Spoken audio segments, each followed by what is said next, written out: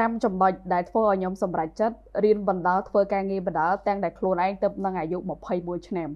ចំណុចទី1គឺខ្ញុំខ្លាចអត់មានលុយចាយព្រោះបើសិនតែខ្ញុំអត់ធ្វើការខ្ញុំអត់មានលុយចាយទេព្រោះម៉ាក់ខ្ញុំអត់មានលុយគ្រប់គ្រាន់ឲ្យខ្ញុំចាយទេចំណុចទី2គឺខ្ញុំចង់ទទួលស្គាល់ក៏ដូចជាចង់ឃើញអីដែលថ្មី and then ពេលខ្ញុំមកធ្វើការទៅគឺខ្ញុំនឹងឃើញមនុស្សថ្មីចំណុចទី3គឺខ្ញុំចង់ដឹងថាខ្ញុំហ៊ានចាក់ចេញពីបន្ទប់របស់ខ្ញុំអត់ព្រោះពេលខ្ញុំមករៀននៅសាកលគឺខ្ញុំផ្ដាច់ relationship ជាមួយនឹងមិត្តភ័ក្តិខ្ញុំអត់រាប់អានមិត្តភ័ក្តិច្រើនពេកទេខ្ញុំ yes ខ្ញុំទៅរៀនមកពីរៀនចូលបន្ទប់ប៉ុណ្ណឹង